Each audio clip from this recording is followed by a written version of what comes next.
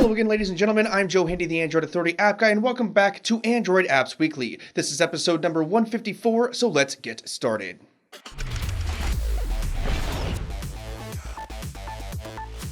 First up, let's take a look at the headlines from the last week. Verizon's urge to pester their customers seems to be reaching new heights this week because a new report talked about Verizon's new brandware program. The idea is that the app and game developers can pay Verizon an exorbitant amount of money and their apps will be downloaded by Android phones on Verizon's network when that phone gets booted for the first time. It's no small wonder that people are buying unlocked phones in greater numbers. It was announced this week that a hallmark feature of Google Plus was leaving. Hangouts on Air is officially being moved over to YouTube, where it will become part of the YouTube Live experience. This is yet another big feature ripped out of the social network and one that people weren't really using anymore. That's probably because the lack of reverse chronological order made it impossible to plan a Hangouts on Air. This also comes on the heels of Google removing the requirement to have a Google Plus account to post user reviews on Google Play. Snapchat purchased a company called Verb for $110 million this last week. The deal is for 75% in stocks and 25% in cash.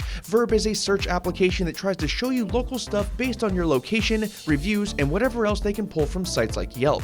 No one's really sure why Snapchat purchased the company, but the popular rationale is that Snapchat's search function sucks and they intend to improve it. And we'll see how that works out. It is worth noting that Verb won TechCrunch Disrupt in New York back in 2014.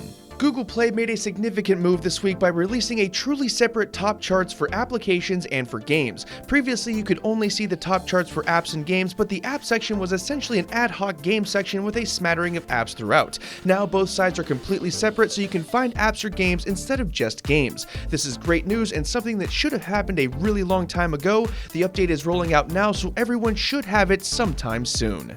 With Duo released and Allo on the way, the big question has been what Google will do with Google Hangouts. A report this week indicated that Hangouts will continue to stick around after the release of the new chat apps, but it will be more focused on business use over time. We imagine that means that the service will be stripped of the more consumer-based features, with business features added in later. At least it'll still be around. For even more Android apps and games news, releases, and updates, including the latest Pokemon Go news, you can check out this week's newsletter, which is linked in the video description below. If you want to sign up for the newsletter, we have a form that you can fill out in the written companion, which is also linked in the video description below, and we'll send it to you every single Sunday. For even faster updates, check out the Android Authority app. And now it's time for the new releases that made a big splash this week. If you want to check out any of these apps or games for yourself, you can find those links in the video description below. It's a Space Thing is a completely free game that was released earlier this week. It's an arcade shooter where you play on the ground and match wits with an opponent in the air. The controls and the mechanics are simple enough to understand, but you'll need to have some decent reflexes in order to win each round.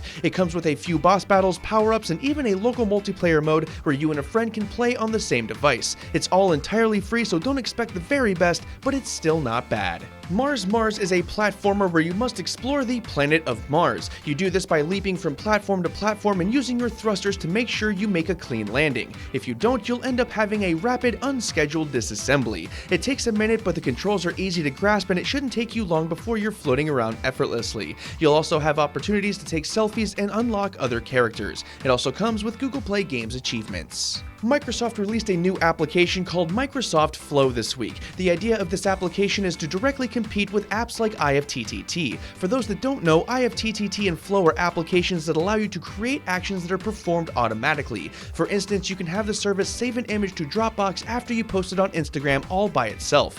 Yes, IFTTT is definitely superior in this space, but a little competition never hurt anyone. You can try out the application for free, but it is an alpha release and it's going to be buggy. Square Enix has released their latest puzzle game with Deus Ex Go. Much like Lara Croft Go, this game has you traversing puzzle maps in order to defeat the bad guys and clear the level. Unlike Lara Croft Go, this game features characters and environments from the Deus Ex games. The game features 50 story levels that you'll have to use various tactics to make your way through. The developers have also promised a new puzzle every day as part of their live content feature. It's $4.99, which is also exactly how much Lara Croft Go costs. Google Duo was released this week to extremely polar reviews. On one hand, hand, it's a wicked simple video calling app that just works. On the other, most of us already have video apps that do this exact thing already. Unlike most video calling apps, Duo operates using your phone number, so there is no account setup. If you have someone's phone number and they have Duo, you can use this app to call them, which is just fantastically easy. Of course, we'll have to wait for Allo to come out before we can render final judgment, since the two applications are supposed to work together.